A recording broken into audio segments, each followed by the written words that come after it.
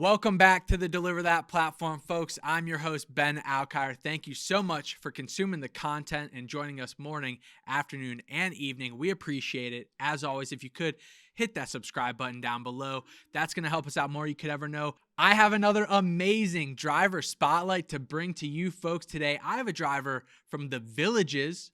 We consider that Ocala, Florida. The Villages are about 20 minutes apart, I believe. Same general area. Joined the platform early February of 2023, has taken 330 total deliveries, that being $107,000 worth of food delivered, and driven over 2,800 miles from pickup to drop-off location during those deliveries. I have with me today Stephanie from Ocala.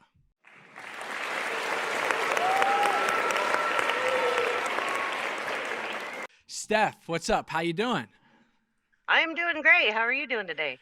I'm doing good. I appreciate that DT bag in the background. That's a nice little plug we got going on. That's the way I like to live, full DT all the time. Hey, yeah. Hey, I'll take it. I'll take it when I can get it. I'll take it when I can get it. I appreciate you joining me today, taking some time out of your Friday afternoon. It's very appreciated on our end. Very grateful as always to join the platform and let's learn a little bit more about you outside DeliverThat, as well as your time on the DeliverThat platform and gig economy as a whole. And usually we like to start there. So I think we'll start out with that question.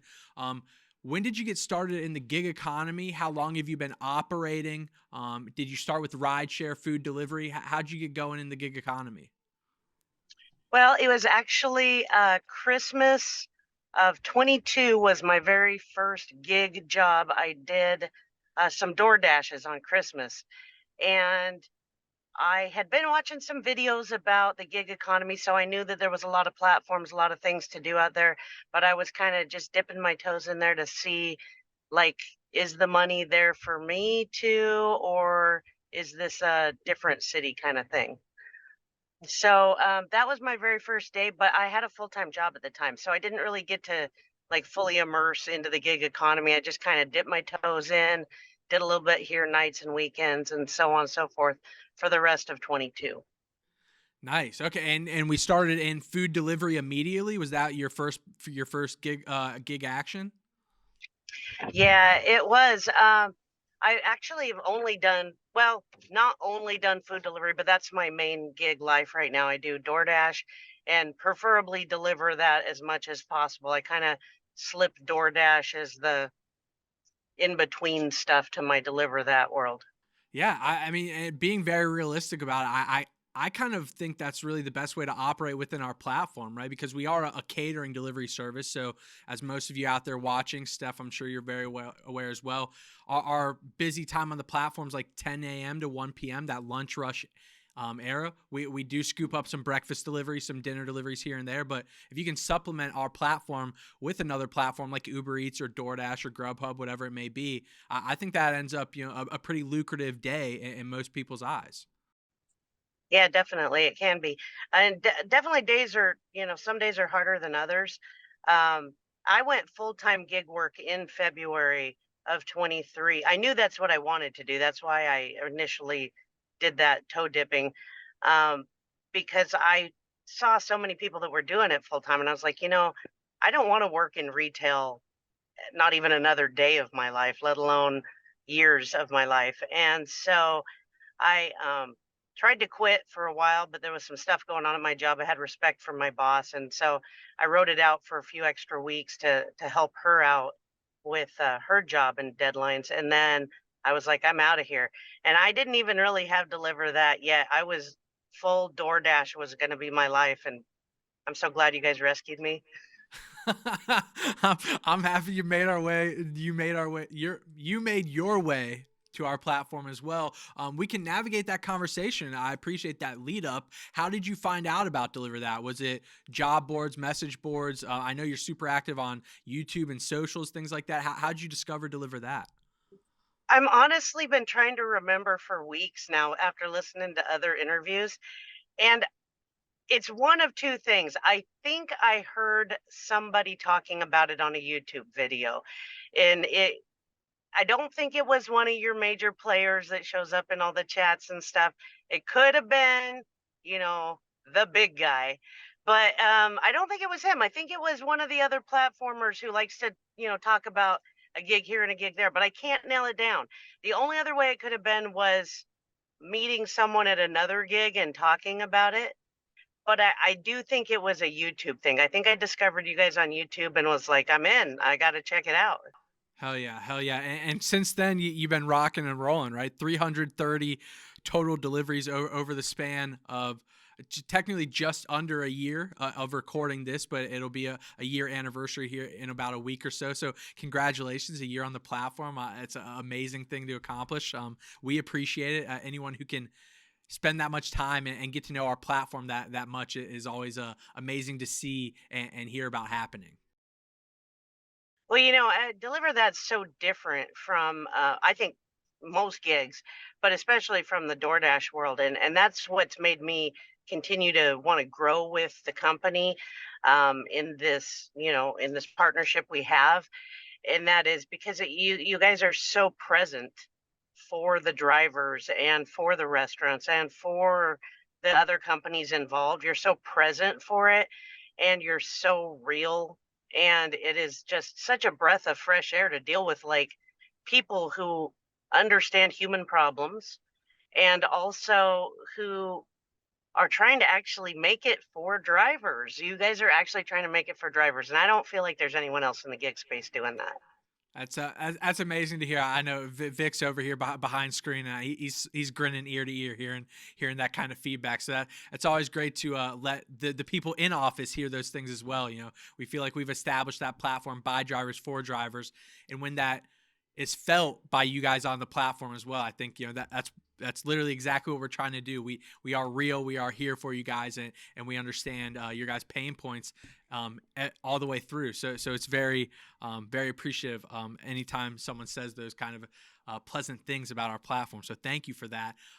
You kind of cycled right into my next question, I think, as well, which is usually, how have you found success on our platform? I know you mentioned supplementing it with DoorDash as well.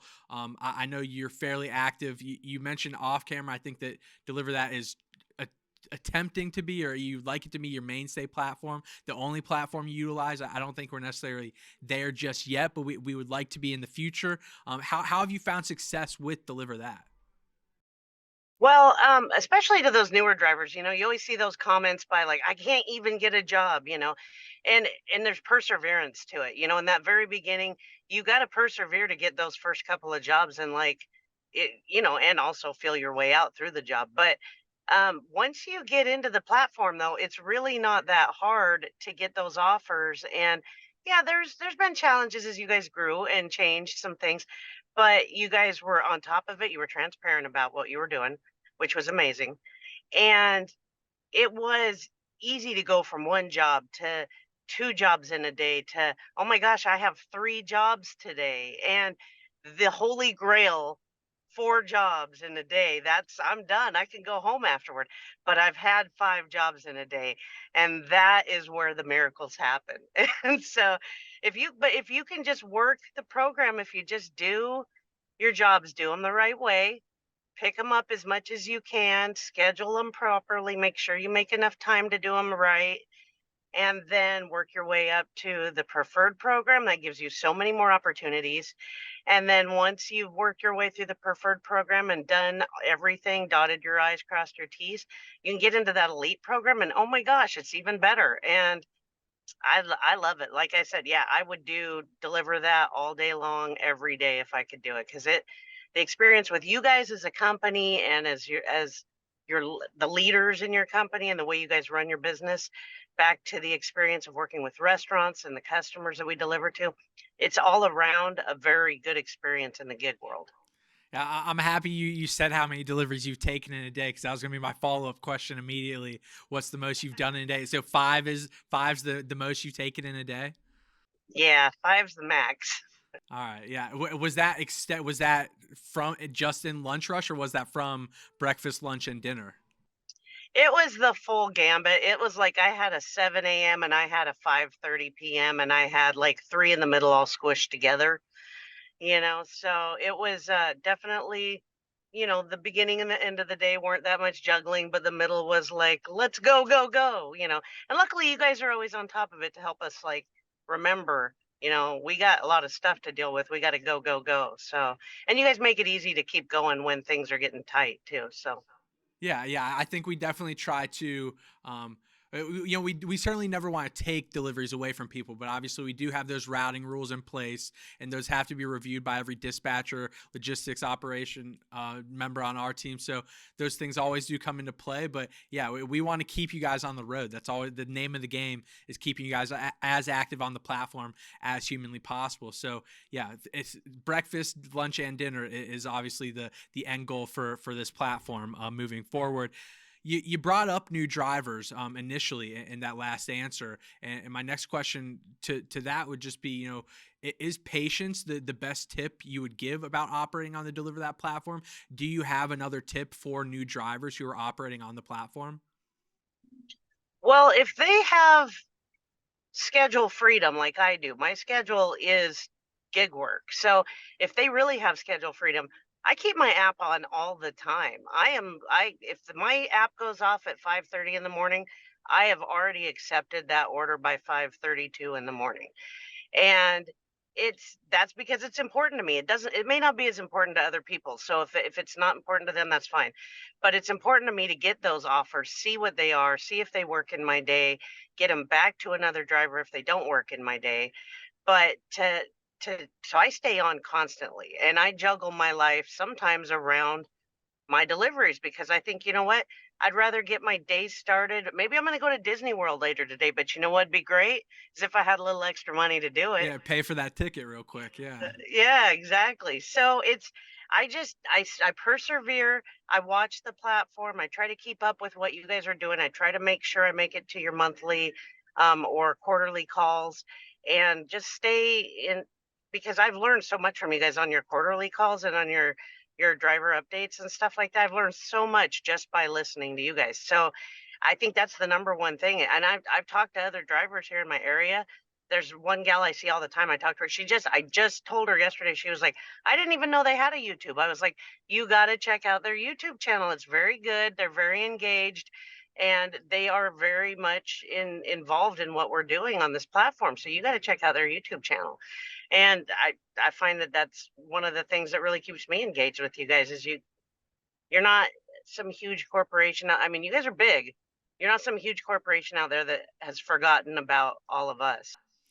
Yeah, yeah. I'm always in there trying to respond to comments. I know we got a couple other people on the back end active in there as well, but yeah, engagement is huge for us. And anytime we get people interacting with our platforms, that's lighting up my day. Anytime I walk in and see five, six, even like one new comment, I'm like, oh, this is unbelievable. I'm so thankful people are even watching and consuming the content. So it's always great to see on my end.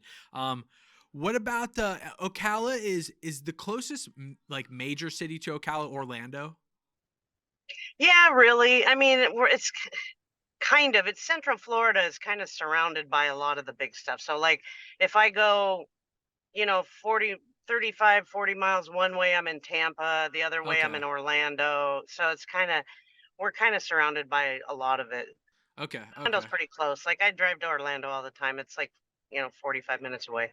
Perfect. Reason being, I just trying to get a gauge on like what restaurant partners we would have active kind of in that market. I know PDQ's huge in Florida. I know who are some other restaurant partners you see frequent on the platform down there?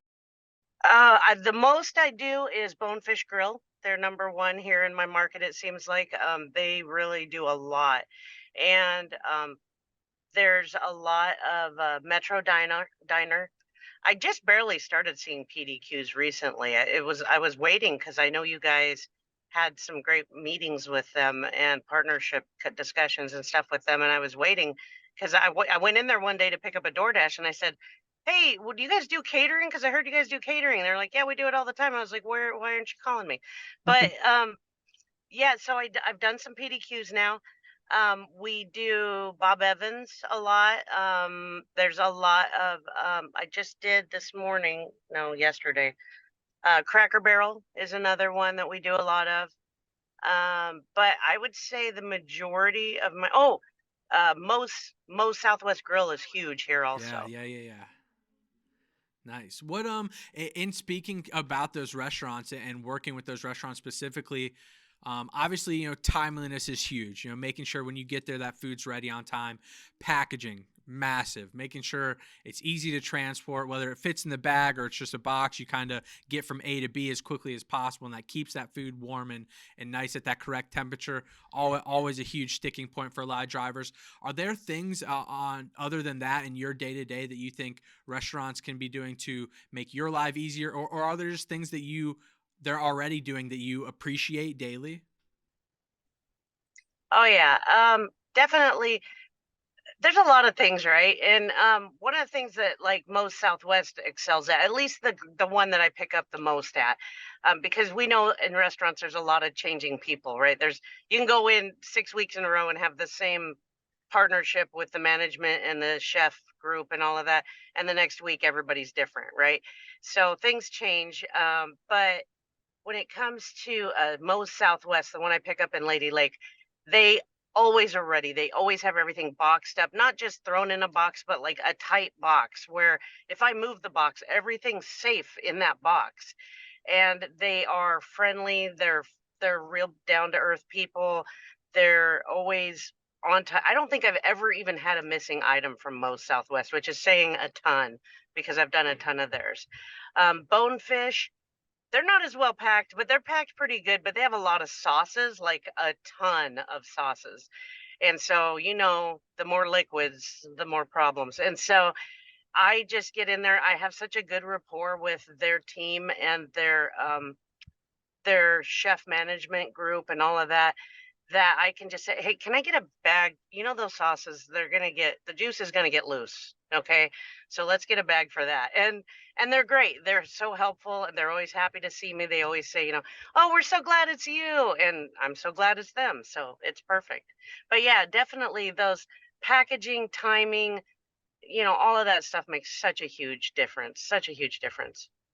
Hell yeah. Hell yeah. Yeah. That was the juice gets loose. That's what made me laugh when you said that. I was like, I've never heard that phrase, and it just like was like, wow, that's great. That was unbelievable. The juice gets loose.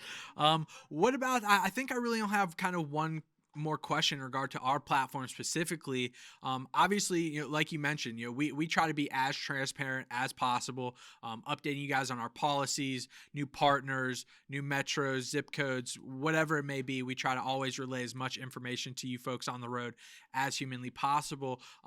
Are there things you see on your end that you think are, it might not be a quick fix or an easy fix, but something you think that we could do to develop on our platform to make it more seamless on your end, a little more user friendly, or just more enjoyable of a platform? I don't know about for me. You guys tick most of the ticks that I want when it comes to how you guys do things. I think for the restaurant partners, I think they would like more consistency from us.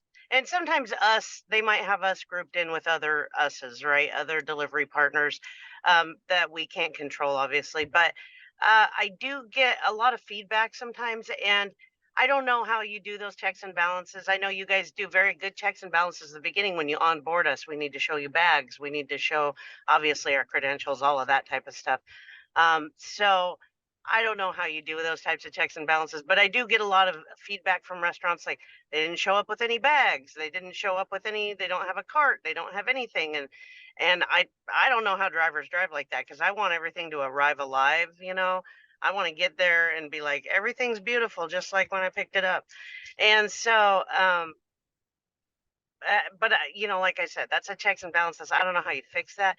Restaurants are kind of, you can't control a lot of the drama that goes on in restaurants. I mean, things get crazy, and we do so many lunchtime deliveries, and it's like, they got lunchtime customers, they got lunchtime deliveries, they got everything going on. So they do the best they can, I feel like, most of the time. And you guys do everything you can, I feel like, to keep us informed and to keep us rolling on to the next job and making sure we're up early in the morning for that morning breakfast job and all of that. So I don't have a lot of feedback on that kind of stuff. You guys are really doing what I think you should be doing. Well, I think I do agree with you though. I think obviously consistency is almost all anyone's ever looking for, right? Whether it's out of a job, a relationship, a sports team, whatever. So you just want the same, the same performance, the same experience over and over and over, so you can trust that it's going to be what you anticipated to begin with. So yeah, I don't disagree with that in any form or fashion. This I appreciate that that little tidbit from you there.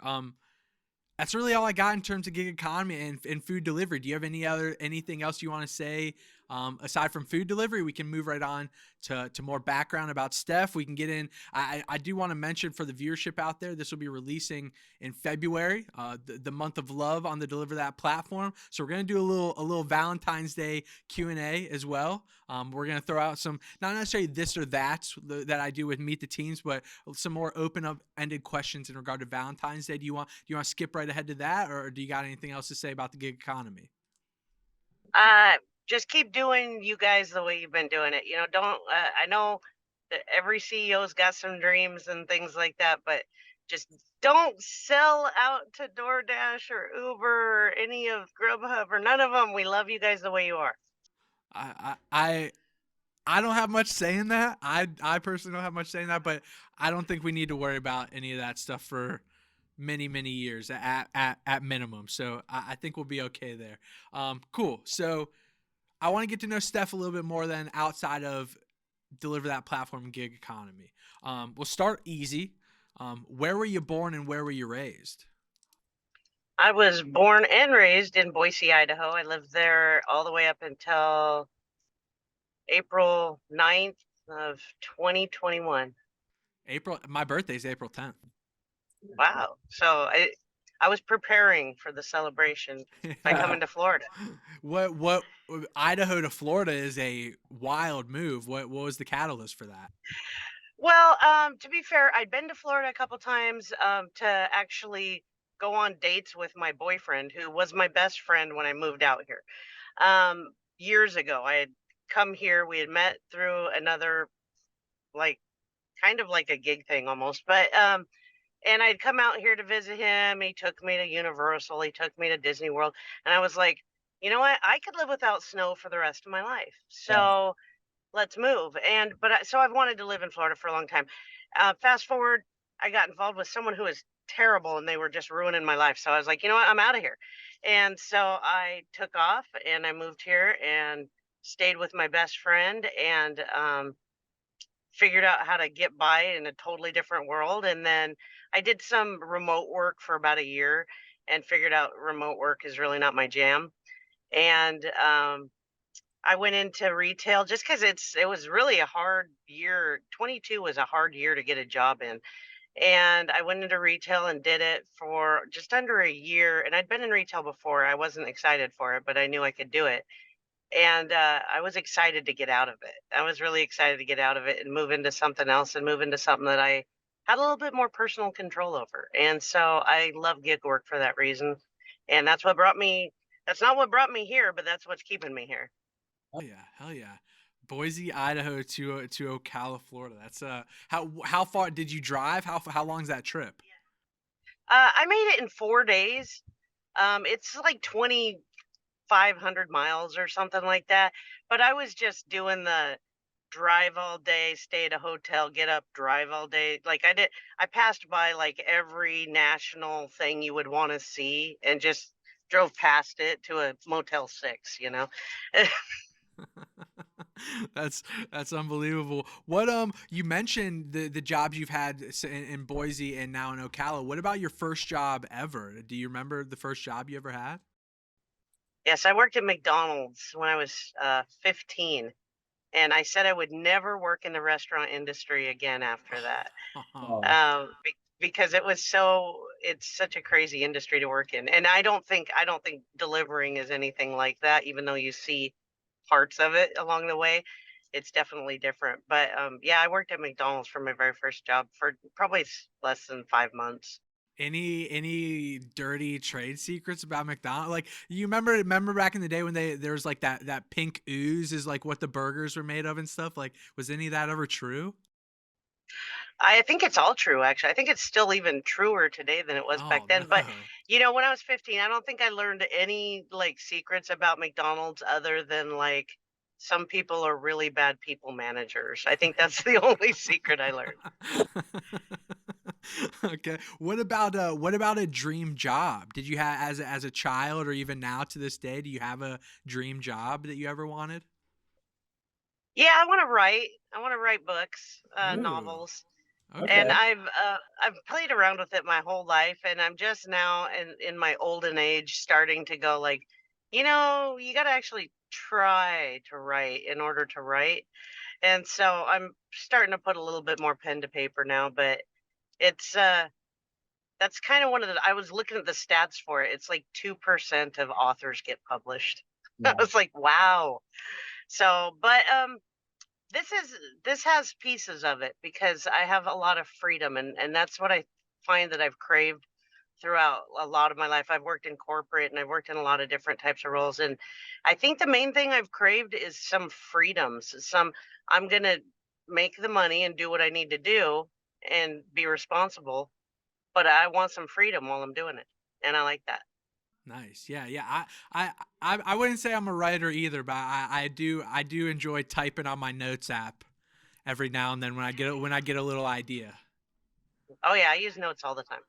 Yeah, nice, nice. What man, background. What about? Do you have any hobbies outside of delivering things like that? Are you sports fan? Are you yoga? I don't know. I'm just throwing out random options that I can think of off the top of my head. You got anything? You have any pets, dogs, cats, any things like that? Well, I'm a roller coaster fanatic. The more frightening it is, the more I want to do it. I love roller coasters, and I really didn't even ride any until I was like in my 40s, um, because I lived in Boise, Idaho, and so I really didn't even ride anything per se besides the at the fair, and I am addicted to roller coasters. I love them. I do have a Chihuahua and I have a cat. Um, and I love both of them, but they are work in their own way. But I love my animals too, definitely. And I recently went snorkeling for the first time in the Bahamas, and I loved it. And so for Christmas, I did get some snorkel gear. So I'm looking, and I live in like the best place to snorkel. So I'm looking forward to some snorkeling adventures for sure this spring. And well, now it's like 80 degrees right now. So. Yeah, yeah. It's supposed to be a high of 60 here today in Ohio in January, which is unheard of. It's been raining all day though, of course, but whatever. Neither here nor there. What have you? We have Cedar Point in Sandusky, Ohio, a couple hours from Canton, where we are. Have you been there? I haven't been to any of the Ohio parks yet. And little secret, my boyfriend was a long haul truck driver. So for the first year I was in Florida, I was actually in a truck driving all over the United States. And he we would drive through Ohio all the time, and I'd be like, "There is nothing in Ohio." And he always says, "They have some of the best roller coasters ever there." And I've never stopped to actually do any of them, but they are on my bucket list for sure.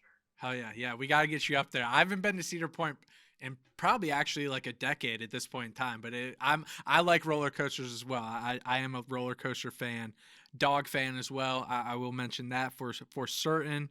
Um, What about Steph? What else can we learn about you here? I'm trying to think. I don't know. I don't have a ton of background questions. I really am. I do have a lot of Valentine's Day questions. So if you want to get into that, I Google search some like Valentine's Day questions to ask, and I found a website that was like 121 questions to ask. I was like, got it. We're not gonna ask all 121, but I got a solid list of like 7 or 8 that I think are viable. Wow. Okay. Well, I'll try to be ready. All right, all right. We'll shoot from the hip. Um, on Valentine's Day, chocolate or candy? Chocolate. Ooh, do you have a favorite chocolate in the chocolate box? Oh, dark chocolate definitely, but something maybe salty too. So like dark chocolate, salted caramel, something like that. Yeah, Yeah. salted caramel. I'm a fan. I'm a fan. Favorite flower? Ooh, you won't be able to write this one down probably. It's called Alstroemeria. But, you see them all the time at the grocery store. They're like the $3 bundle. They look like tiger lilies, kinda only little. Okay. Those are my favorite flower. Are they like the purple ones? They're purple, white, yellow Yeah, usually, and they're I usually think just a little bundle, like, right by the front door. yeah. Wegmans, Albertsons, Yeah, I think I Kroger, think Fred my mom Meyer. likes those. All right. All right. What about do you have a celebrity Valentine that you would like to have? Ooh, now I did not see that one coming. Yeah, these get a little juicier as we go. I should mention that. Okay. This is kind of non-celebrity, but a lot of people know about who he is. It would be Dr. Huberman. He's Yeah, a Andrew neuroscientist, Huberman. yeah. Yeah. Dr. Huberman. I don't think I'm alone in that. There's a lot of women who are like into Huberman, so That's so he's a great looking guy. I did not see that answer coming though. That's so funny. That's great. That's That's yeah, amazing. he's just he's so smart and he's down to earth at the same time, and he's super super intelligent and funny, and what more could you ask for, I guess. Yeah, that's I would agree. I have a little celebrity crush on Andrew Huberman as well, maybe. How about a favorite rom-com movie? Man, I don't even know. Um, I don't even know, what do they consider the rom-com movies? Give me a couple examples that are definite rom-coms. I mean, like I would say like any movie you got like Ryan Reynolds, Ryan Gosling, Zach Efron. Like I kind of almost think like Matthew McConaughey, um like any of those kind The of big guys are players, the big yeah, that's kind of like the mainstays I would say in a rom-com. That's a good question. There's so many. Well, like any Seth MacFarlane movie, I'm in on that. So but a lot of those guys are not the big players. So I don't know. Deadpool was hard to miss the humor in that show. That was pretty great. That's a love story though. It's a little love story behind it though. I'll take that. I'll take Deadpool. Yeah, I'm trying to think of what other love story, because I'm not a real. You know what? It's a sad love story, but the A Star Is Born with Lady Gaga Oh my and what's his name? Bradley Bradley Cooper. Cooper. Yeah. Yeah, that's a sad love story, but it's romantic and sad. I I hate to admit to this publicly, but I just told a friend this the other day that's I think the last time I cried during a movie was that movie. It's not really comedy though, so I don't know. I like a lot of movies, I guess. I'll take Deadpool and A Star Is Born. I'll take those as answers. We'll take it. How about a favorite? This isn't very Valentine's Day. This is kind of the opposite actually. But do you have a favorite breakup song Ooh, ooh. or love song? We can go either way. I'll go breakup song or love song. Well, okay, so I think a good this will tell you like what a teenage girl's breakup song was. I remember when I was dating my very first husband when we were in high school, and we were going through like an actual breakup moment. He was breaking up with me, and so I turned on Faithfully by Journey and cried and cried and cried, and I think that was more manipulation than just being sad, but it didn't work. But that, that's a pretty good it's not really a breakup song, but it kind of is. I'll have to check. I've never heard it. I'll have to check it out. I'm not Ever heard familiar. Faithfully by Journey? I don't think so. I don't know. I You've don't heard know. it in a bar, like in the background. Yeah, it's very possible. It's very possible. I got two more. And we'll start with this one. Do you have any relationship deal breakers? Ooh. Yeah, it's kind of a lifetime deal breaker actually, is unconscientious people. I can't even with unconscientious people. I try to be very conscientious, and we all foul up with that sometimes, you let the doors close behind you, there's someone behind you, whatever. We all foul up on that sometimes, but I try to be conscientious. I feel like the world is very unconscientious sometimes. And so that is that's a big deal breaker for me in relationships, is someone who is never conscious of someone else's feelings or thoughts in any given small moment. Yeah, so be like thoughtfulness or like compassion, like kind of nice. Okay. Okay. Okay. And this will be an interesting one. I don't know if you are at liberty to share this or not. So if you're not, just tell me. But do you have a worst date story? Oh, that's a really good question. um, I'm trying to filter through the really, really bad I, ones to something that's more Wait, normal. Where I can give you both ends of the spectrum here too, because I had written down ideal first date, but I also wrote down worst date. So like if it's easier to answer one or the other, you're more than welcome to. I've had a lot of really bad first dates, but like they're I don't even know that anyone wants to hear about them. They're scary. Um, probably one of my probably my best first date was when I actually went on my very first date with my boyfriend now. It was back in 2017. And I'd met him before. We knew each other in real life, but I'd never been on a date with him. And he flew me to to Orlando. We got a hotel in Orlando, and he took me to Disney World for the first time as an adult who had never been to Disneyland or Disney World or Disney anything. And I got to do Disney World things, and I got to see like all those things that every little kid, I swear, probably in the whole universe practically, thinks that someday they're going to get a chance to do. And I got to do it, and it was definitely overwhelming. But that's a pretty epic first date, right? Yeah, it's working out too so far. I mean, it's great play by the gentleman. I've never been to Disneyland or Disney World either, so I need to find me someone to fly me out.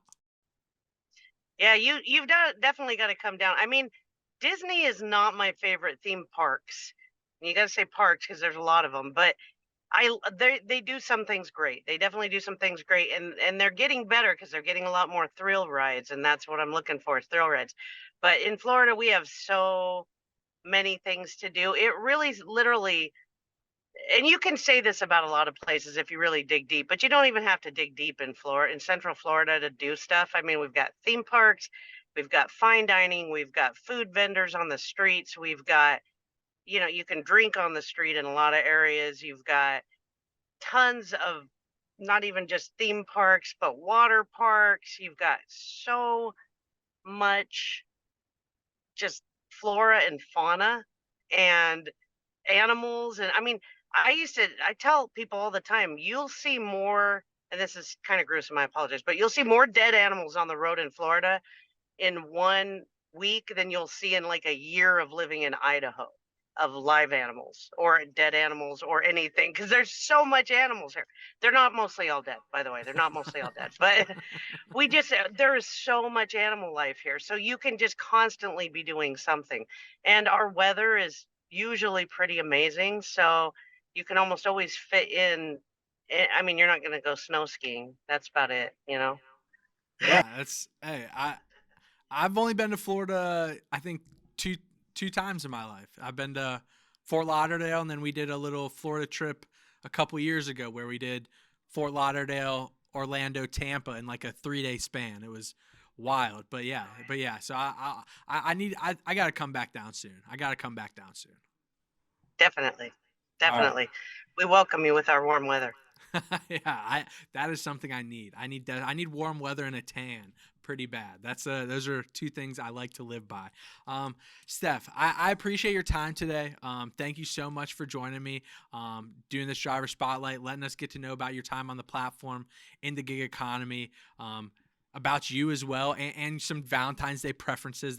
I enjoyed that segment. I don't know if you did, but that was fun. I like that. I really enjoyed that. But thank you. We're so grateful for your time on the platform, your engagement on our YouTube channels and our live shows, all that stuff. So thank you so much. We greatly appreciate you over here at Deliver That. Yeah, thank you so much. It's been super fun, but remind me, if you will, how many dollars worth have I delivered? $107,000 worth of food, 330 deliveries, 2,800 miles driven. That explains why I am so hungry right now. What are you gonna go pick up?